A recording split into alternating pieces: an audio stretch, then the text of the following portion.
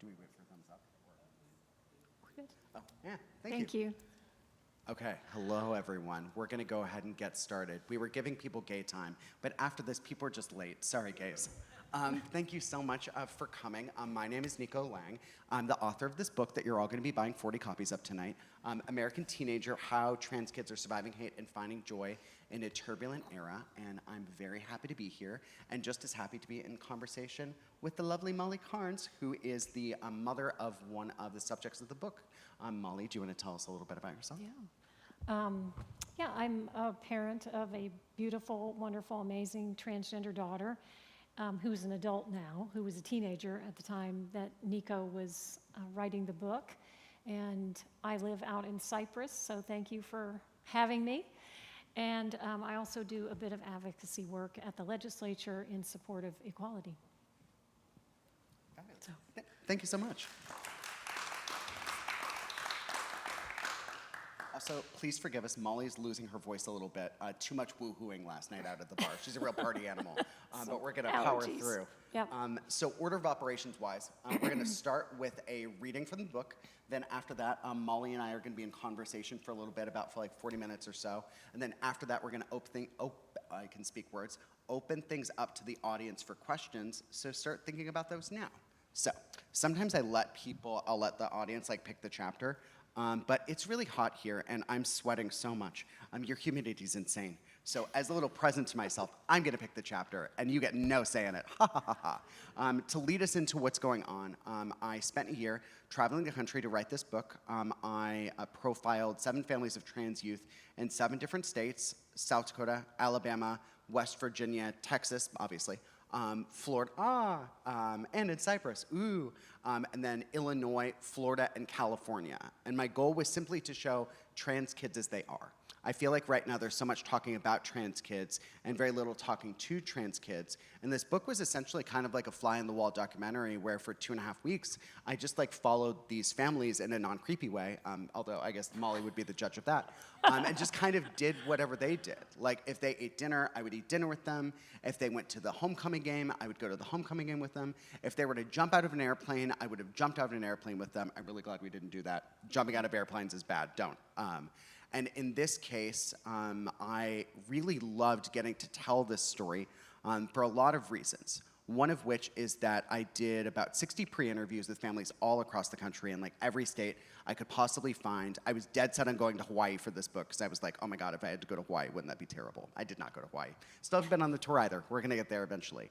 But when I pre-interviewed Molly, we talked a lot about Ruby's story and their background. And she mentioned that reporters call them very often because they hear that there's a family in Houston who has a transgender daughter who is quite religious and does a lot of advocacy from a faith lens, and they want to tell that story. But when they find out that Ruby's had a good time of it, that she's been loved and supported her entire life, that her parents figured out when she was little that she was trans, or that there was kind of something going on and they wanted to educate themselves. So they read like every book, so that the time she did come out, they were like pretty well informed. They could just be like thumbs up, which is very rare. Like not to have like parents that love and support you, that's not necessarily rare, but to have allies in your life that are willing to proactively educate themselves, like that I just found really touching. I was just really, really taken by that.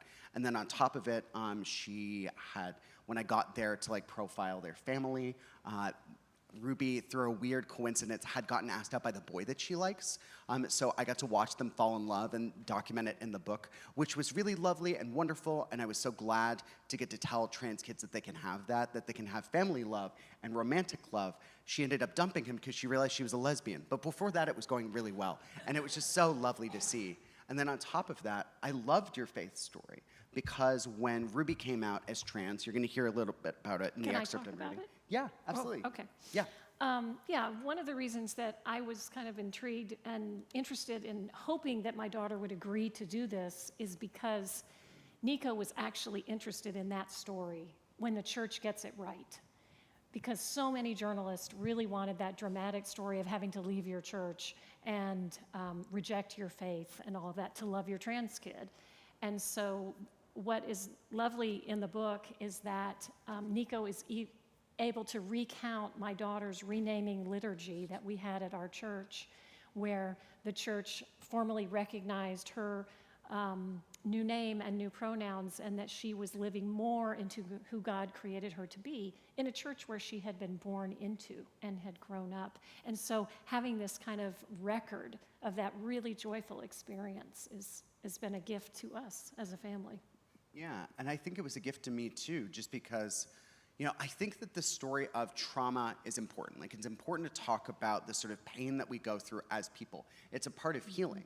But I also think that sometimes when it comes to the way that stories are told about queer and trans people, it's the only story that you hear. So you don't hear that anything else is out there. You don't hear stories like this. It's not lifted up, even though those stories are real. I know because I got to tell it. I know it because it's Ruby's experience. So getting to put in this book, it was profoundly healing for me, and I hope it's healing for other people too. So without further ado, I'm going to stop babbling and read the chapter. Sometimes it's funny. You're allowed to laugh. In fact, we're going to practice laughing. Ready? You did great. I believe you laugh all the time. Congratulations. Okay.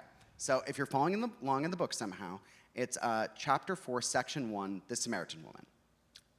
The walls of St. Mary's Episcopal Church in Houston are bare as a padded cell as the Reverend Marquita Hutchins, wrapped in purple cloth, delivers the weekly homily.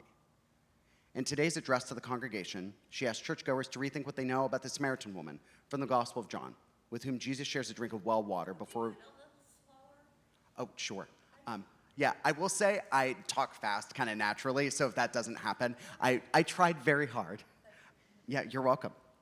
Identified only as a resident of Samaria in central Palestine, she has for centuries been cast in a bad light on account of her marital status.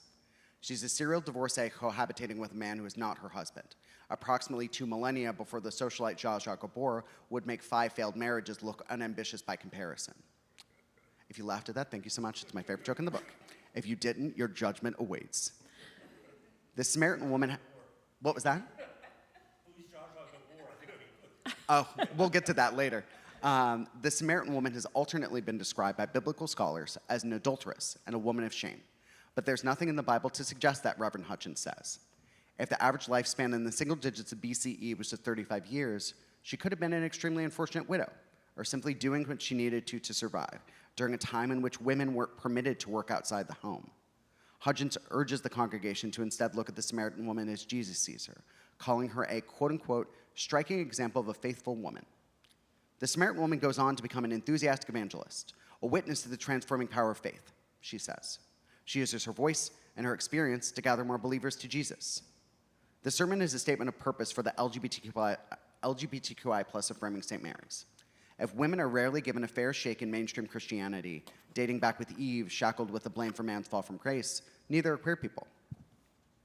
The message on this particular morning, however, is hard to hear over a toddler's determined jabber, made ever the more piercing by the removal of crosses and other sound-absorbent decor in observance of Lent. Next to the young girl is Ruby Carnes, who sits patiently as the child takes thick plastic zebras and giraffes out of a Ziploc bag, loudly introducing Ruby to the members of her zoo one by one. Sure. You spit up again. Sure, I will try. A tranquil hush falls over the room when the child is mercifully led away to Sunday school. But as the older girl notes, her former charts had some trouble with taxonomy. She got the names of the animals wrong every single time, Ruby says, shaking her head in mock disapproval as the child is escorted through a tiny door at the back of the church. Every single time.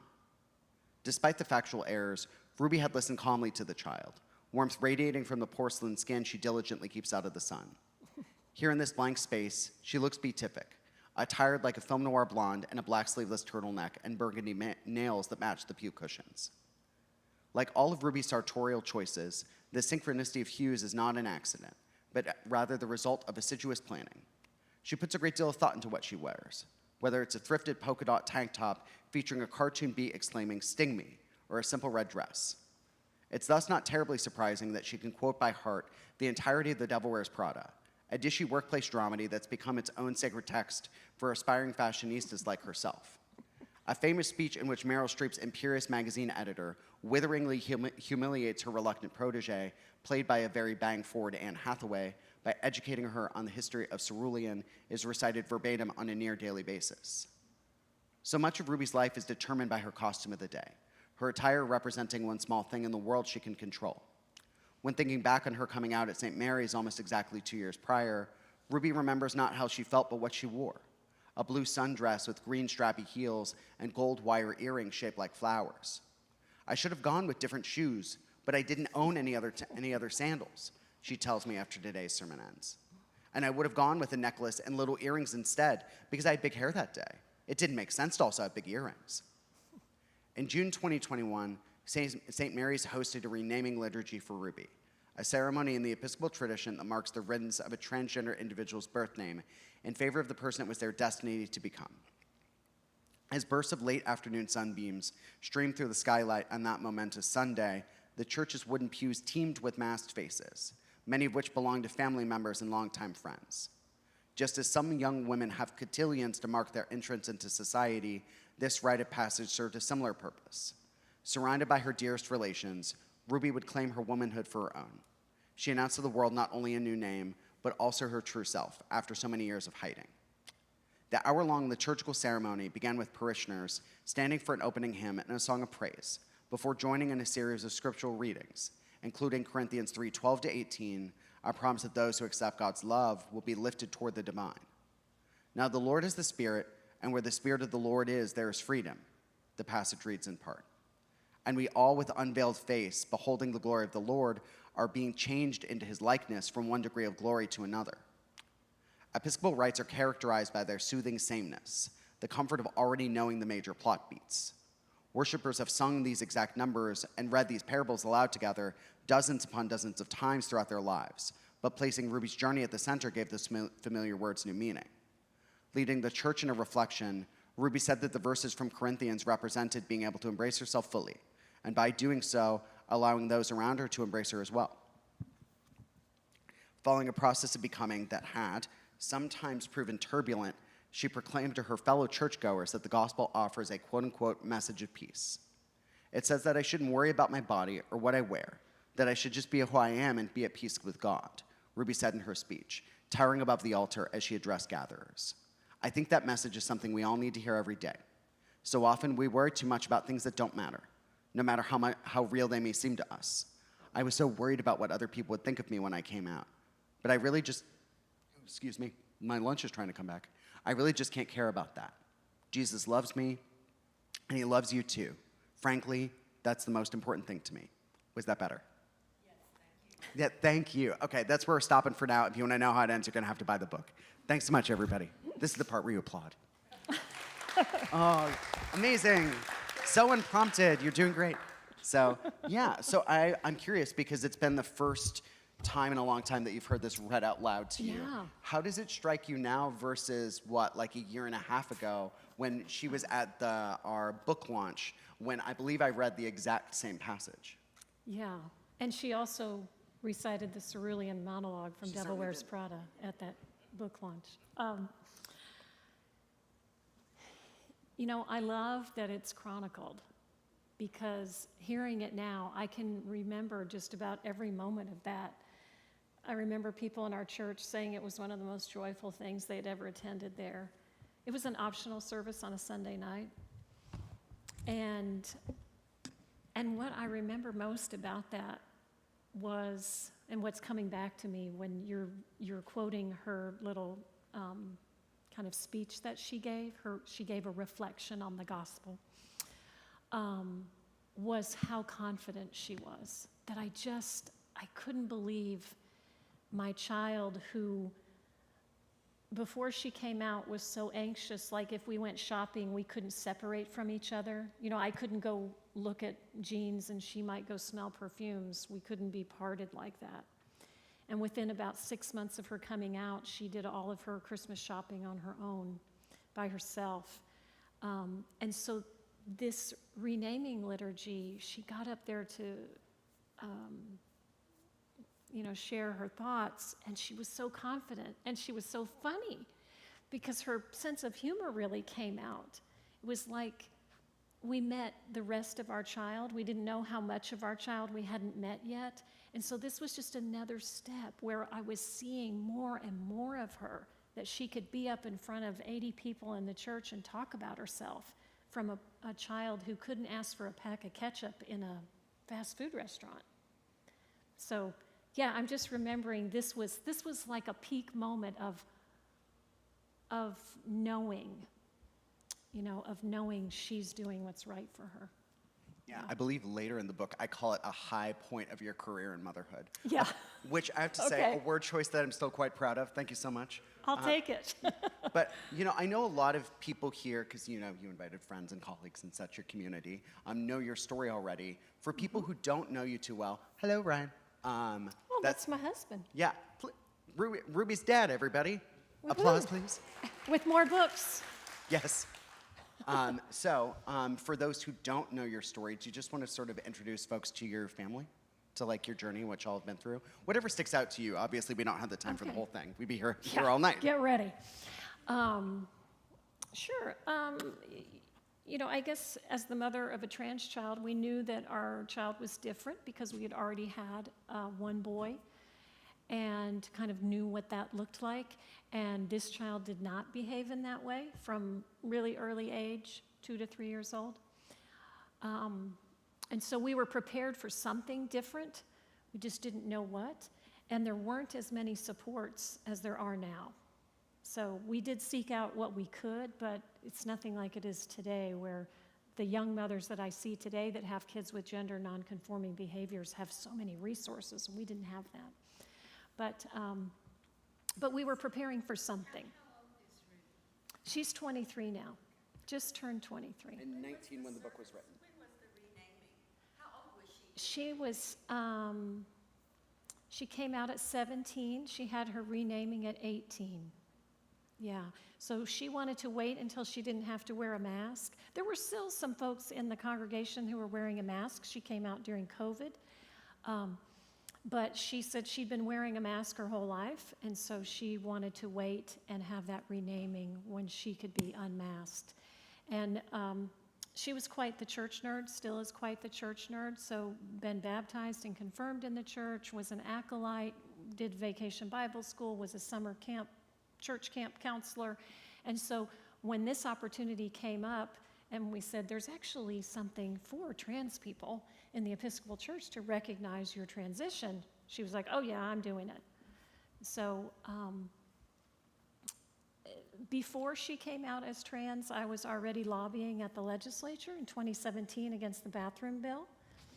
And then by the time she came out in 2020, I started, testifying at the legislature in 2021. If you don't know, the Texas legislature only meets every other year.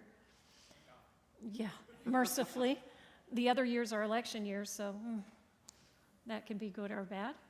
And I've continued to do that, and that is part of what I feel my calling is.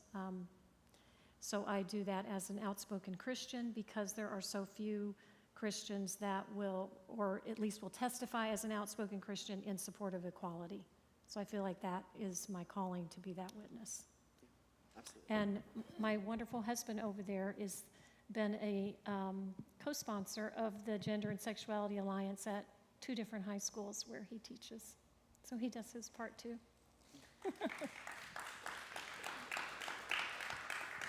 Until they got outlawed. Yeah. Yeah. In addition to overall being a very cool guy. So he's got that going for him too. It's funny, I know you talked a little bit about what you wanted to express by being in the book, what motivated your family and sort of telling your story. I'm curious, because I don't know if I've asked this actually. Okay. What was it that made Ruby say yes? I know what it was that when we hit it off and she was just really comfortable, but I'm curious what she was sort of looking for from the experience. Yeah. I wish she was here. And I don't know that we've asked her that at any of the other book stops, because my daughter does sometimes come to the book stop. She's out of town right now.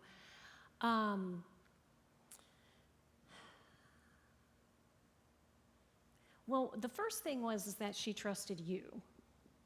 you all had an immediate rapport. And when you have a journalist that you don't know come to live in your house for 2.5 weeks, you have to have a real trust, right? It's a little bit like being on a reality show, and you're hoping you don't say anything stupid. It's going to end up in a book forever. So, but you want to be candid enough for it to be real and authentic. So she had immediate trust with you, and I think for her,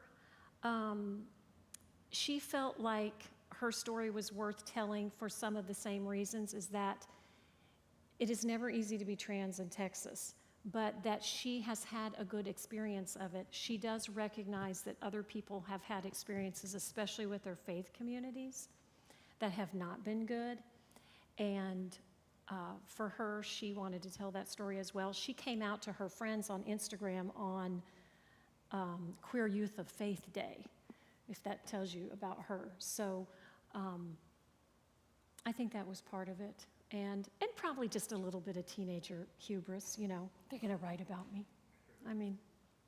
Yeah, like, I'm important. I'm the main I'm character. important enough to be written about, you know. Yeah, it's bragging rights forever. You know. So, yeah. I know this is kind of a $1 million question, and I'm peppering you with the big ones kind of early, but you mentioned that one of the reasons that you were so keen on doing this, that you wanted to be part of a project like this, even though it was a really big leap of faith, is that you wanted to tell the story of a church that got it right. Mm-hmm. Well, I'll ask 2 parts here, if you don't mind. First, what do you think your church got right? And second part, why do you think that story isn't told more often? Yeah. Well, my church got it right by, for some years, my daughter presented as a gay male, and they were very supportive of her then. And my church had gone through a process to discern whether they were going to conduct or perform same-gender marriages. You have to do that in this diocese for the Episcopal Church. You have to come to some formal decision about it. So the church had done that. When it was time for her confirmation, which is a sacrament in the Episcopal Church, you might do it here in UCC. Methodists do it, Catholics also confirm. She was allowed to have a female mentor. At the time, she was presenting as a gay male. And that was kind of unconventional, but she was supported in that way. And again, just around the relationships that she has with people in that church, other adults in that church, and children in that church that have just supported her during, even career aspirations, or the mentor that she had for confirmation. That's still someone almost 10 years later that she's in touch with very often. So what was the second part? So the first part was... How did they do it? Yeah, like what did they get right? Why isn't that story told more often? Oh, why isn't it told more often? Well, it's just like how, a train wreck gets more clicks. I think it's not dramatic enough. And I think I think it's expected. The voices of Christianity right now that are the loudest are the most hateful and judgmental. And so that is the expected story. And I don't think that journalists are really looking for something else, because they honestly don't think it exists. And then when they find out it does, because I talked to a lot of journalists during the session, they don't think anybody will read about it because it's not heartbreaking. Yeah, if it bleeds, it leads, right? Yeah, if it bleeds, it leads. Mm-hmm. And for all of you, obviously you participated in this. Spoiler, they were in the book. What did it mean for you to finally get to share that? And it's sort of like, because it's not that you were sharing it for the first time, right? You've been doing so much advocacy work. Like, you've been talking, from the perspective of, as a Christian parent of a trans daughter, as you say in the book, or a Christian parent of a Christian trans daughter. Let me get it straight. Yeah. As you say in the book. Mm-hmm. But what did it mean to you to share it like this, and with this sort of like depth and authenticity, and really rawness sometimes? Yeah. Is that Ruby? No. Okay. We predicted that she would call during the middle of this.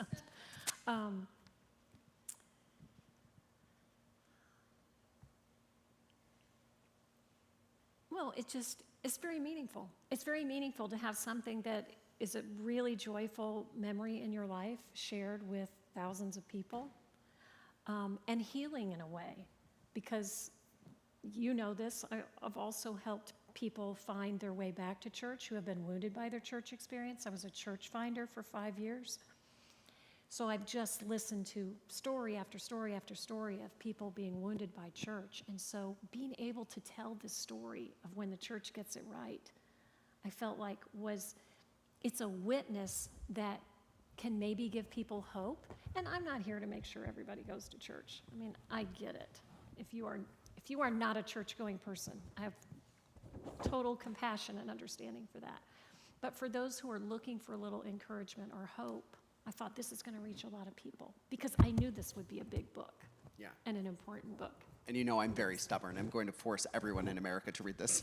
This is now my 261st event in the past 19 months. This is like all I do. Like since I've been in, we tried to make a bunch of, without throwing too much shade, we tried to make some other events happen in the area that didn't quite work out.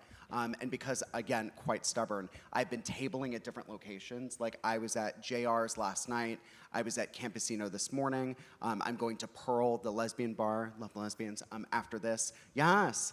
And, we're just like making this work because it's just like, I think you want the same thing that I do, is that we believe that these stories are like seeds and that planting them, you don't know what's going to grow from it, but we see where the country is right now. And I just have to hope that something beautiful grows out of it. And I don't know, but you have to have faith. Oh, I can tell you. I mean, people tell me all the time that they've read the book and how much it means to them and how much they love it. And there are stories of other families of faith in the book. We're not the only one.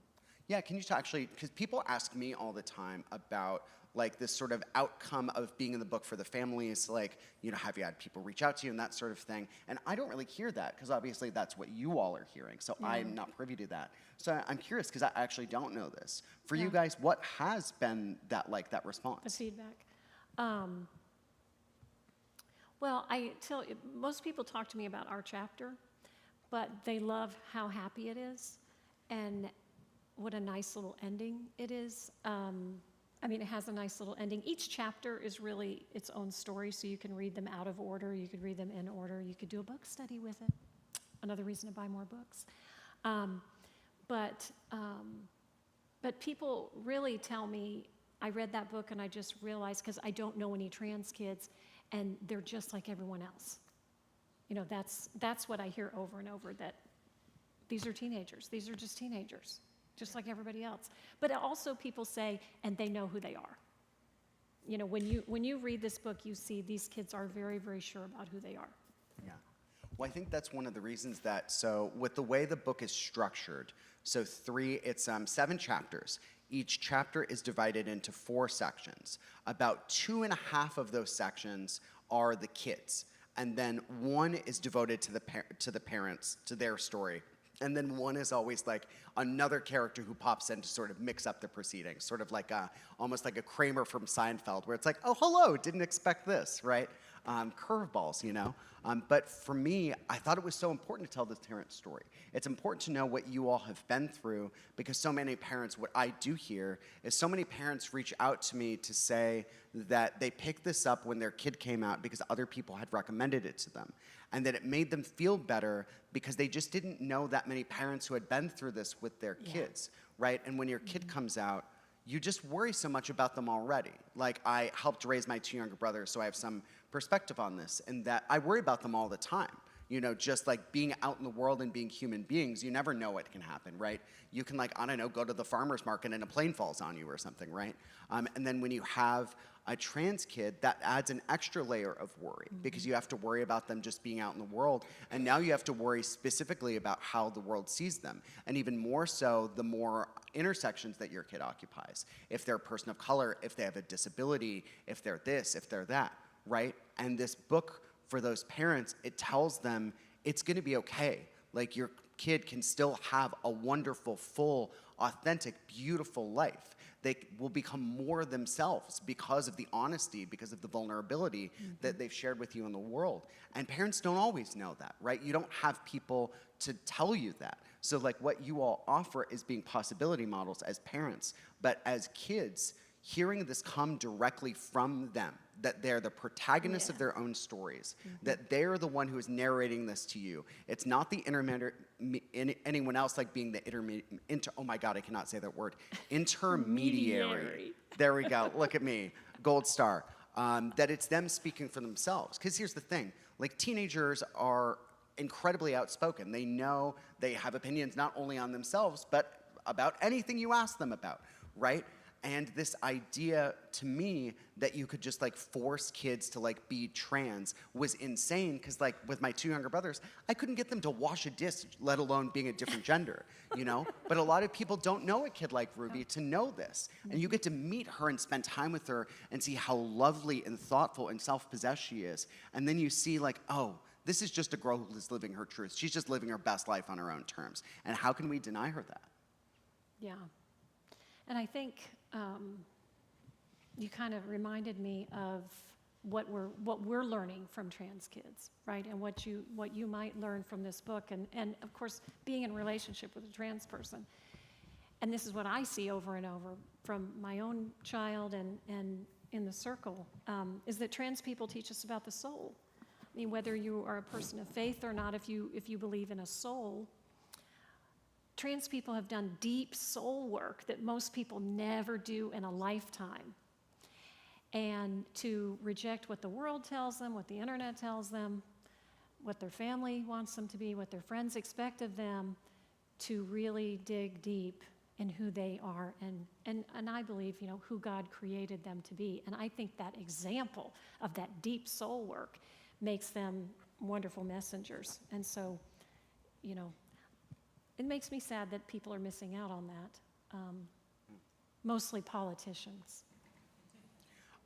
What's really funny is that Molly is actually quoting herself. So there is a particular section in the book that she says almost exactly this, and I'm going to try to read this at a correct pace, I promise. So this is quoting Molly. Do I say it better here? No, you said it better here. Okay. I'm going to say that just to make you feel good.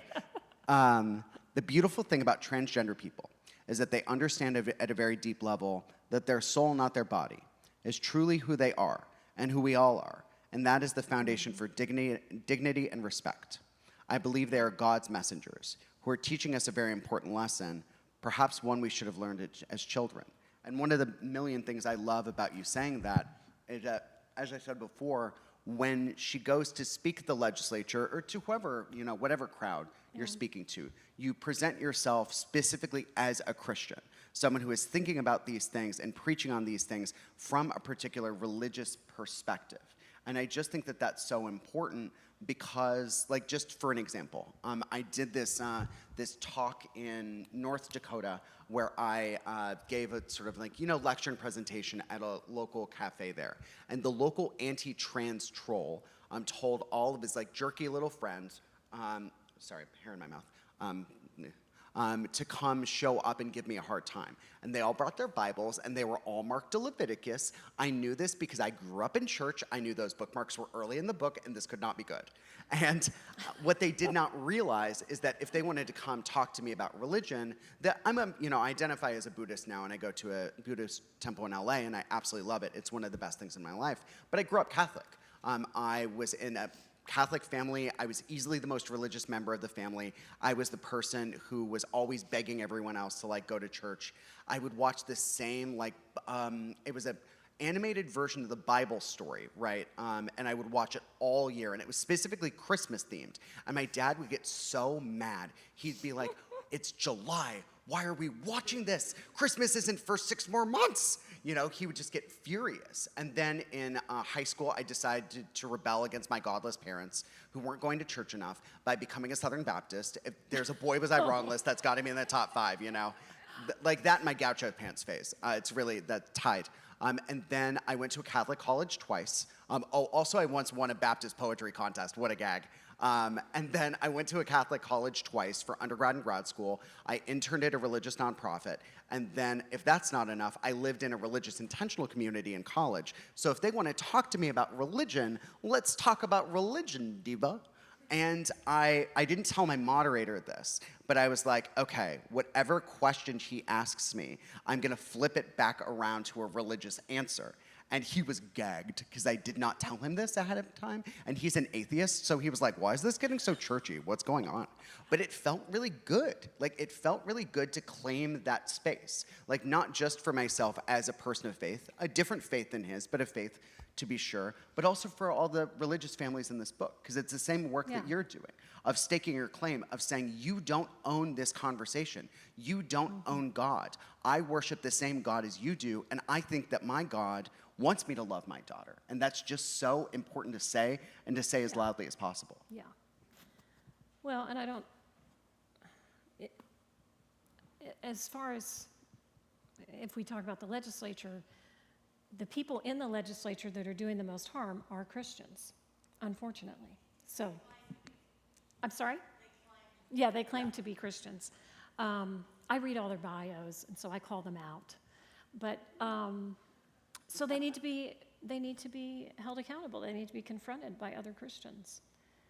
Because, and also to show that there is another way to be Christian. There's another way to be a person of faith. So I'm waiting for God to tell me that it's not my turn to do that anymore, but I'm not getting that message. I know my husband's waiting too. But I go when the words come to me. So, and if I don't receive the words, then I know it's not my turn to go, but it keeps being my turn. That's great. After this, I'm going to let you ask me a couple questions Okay. Before we turn things over to the audience. But I think I want to move this to a little bit of more of a solutions focus, because we've been talking so much about the problem, and I think it's so important to diagnose the problem. But let's talk about the work. You know, what can we do? I'm just so interested, as someone who does this work from a religious perspective, how do you think that people of faith who love and support trans kids can step up the work? And then also, you know, other allies, like outside of this sort of like faith bubble, because I know not everybody in here believes in God. Slay Diva, love that for you. What kind of work do you think that, you know, people like more broadly, just allies should be doing that isn't being done now? Well, yeah, and testifying at the legislature is a special kind of thing, and not everybody's cut out to do it. I don't mean that you know, not everybody's good at it. I mean, just emotionally, not everybody's ready to do that. But I think one of the biggest things is educating yourself, because I see a lot of people who are sympathizers, and so they really feel bad about this, and they wish things were different. They feel bad for my family, and feel bad for trans people, and you know, general, and wish that things weren't happening that are happening, and you know, but they're sympathetic, but they're not really allies, because allyship really requires some action. So, you know, even those baby steps of being able to be in your social circle, and when something comes up that you feel like is discriminatory, to be able to speak up and say, you know, I have a different viewpoint of that. I have a different opinion on that. I have a different belief about that. And being able to push back in that way. There's always social media.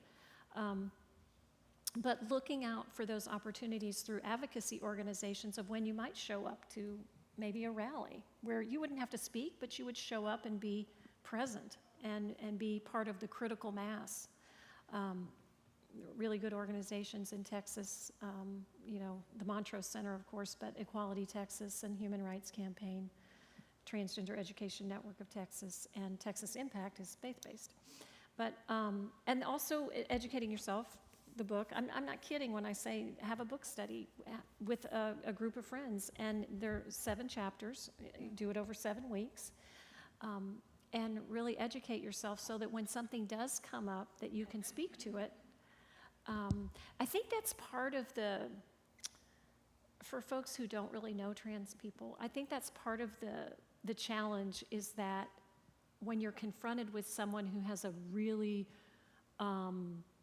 passionate belief about trans people or legislation against trans people, we often feel unprepared to counter that. Yeah. And so even looking at the websites of places like Equality Texas gives you talking points about, here's what the bill will do, here's what it's about, here's why we don't want it. Lovely. So, yeah. Do you want to ask me a question? Yeah, I want to ask you, why did you want to write this book? Because Nico is an award-winning journalist, has written for Rolling Stone and all kinds of people and publications and all kinds of really wonderful, recognized good work. But this is your first book, and what made you want to do this book? Yeah, okay, so there are two versions of the story. One of them is kind of long, and in the interest of time, I will tell you it's a very funny story involving a Canadian psychic. If you just Google me, like doing any podcast interview, at some point I'm gonna tell you about the time I did not listen to a Canadian psychic's advice and how that led to this book. But we have things to do, so I will be briefer. And I'll just say that, I've been doing this work for a really long time, and I'm deeply proud of the work that I do. My friends sometimes say that I suffer from too high of self-esteem, so it wasn't that I felt like I wasn't doing a good job or something. I just don't believe in that kind of thinking. It's that I just knew that that work wasn't enough, that there needed to be something deeper and more holistic. Like, for instance, I'm gonna pick on someone. Okay, so, my diva. So I would love to inform you that congratulations, you won the Nobel Prize. So can we have a round of applause for Nobel Prize? Wow, incredible. So what did you win it in? It can be literally anything. Literature. Oh my God, what's the name of your book? Stars in the Sky. Amazing, oh my God. You're so good at yes and. Can we get applause for yes and? Thank you, I've never had someone just be like that before. Good for you. I don't know why I'm sitting in this chair, but now that I'm here, I'm just going to do it. Let's commit to the bit. But if I were, so let's say you've won the Nobel Prize for Stars in the Sky. Congratulations on that. What an achievement. I've been assigned to write a book or to write a story about you for Time magazine. For the most part, you just won a Nobel Prize. You're going to be really busy. I probably get about a half hour with you. And during that time, I'm not going to be able to really find out what makes you tick. Like, what are your hopes and dreams? Who are you? What motivates you? What's your passion? Just that really deep human level stuff. Not so much. I'll just get 5 questions and then you're out the door to your next interview. Because again, you won a Nobel Prize. You got a lot to do.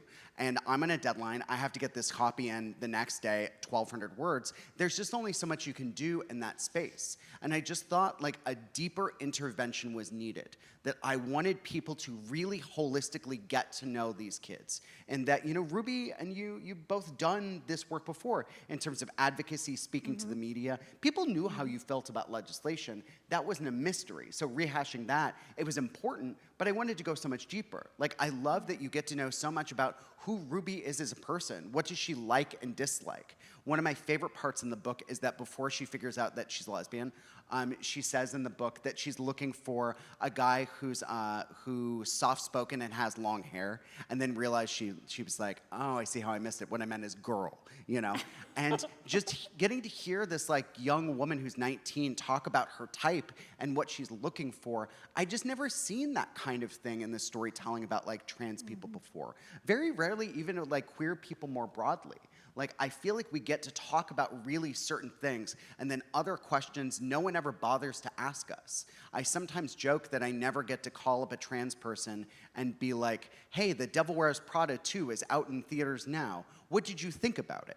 And in this, you literally get her thoughts on The Devil Wears Prada, And there is just so much love there. There's a whole person that you can get to know. There's this idea that if you know even one trans person, really know them, it makes you more likely to support trans equality.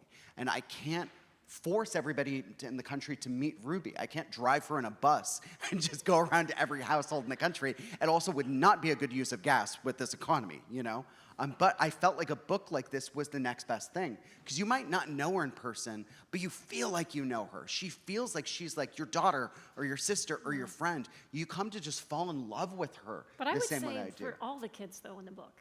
Yeah, it's exactly. It's not just our chapter. It's each chapter is like that, though. Because it's you haven't met these families, but doesn't it feel like you kind of did? Yeah, yeah. And you can do so much good with that. I just truly believe that these kids, their bravery makes us more brave. Their love makes us more loving. And I know deep in my soul that when you share that love with everybody, that it can change the world. I think we're just along that journey. It's hard sometimes. It's a lot of fight. I'm exhausted all the time, but it's worth it, man. All right, I'm going to sit in the right place now. All right, do you want to do one more before we flip it over to the people? Yeah, one more question. About being exhausted. How do you keep going? Because I watch you on social media, and I'm tired watching you on social media. But I've never seen anyone more committed to a book. So what Have you ever seen anyone as committed to anything? No. Yeah. What keeps you going? Well, it's funny. I actually just told Molly about this week, that I've been having a hard time with the demands of all of this. And all of this is absolutely self-imposed, right? That if I'm the kind of person, I'm an Enneagram 8, if that means anything to you. So if I'm going to do something, I'm going to really do it, right? And nothing's going to get in my way. I will expend every resource and ounce of energy I have on this. It's just who I am as a person. And I care about this. You know, these people, as a journalist, you're not supposed to become friends with the people that you cover. It's kind of a basic journalistic no-no.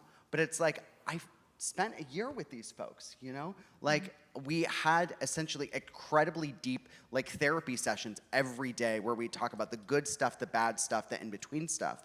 And it wasn't just them talking about themselves,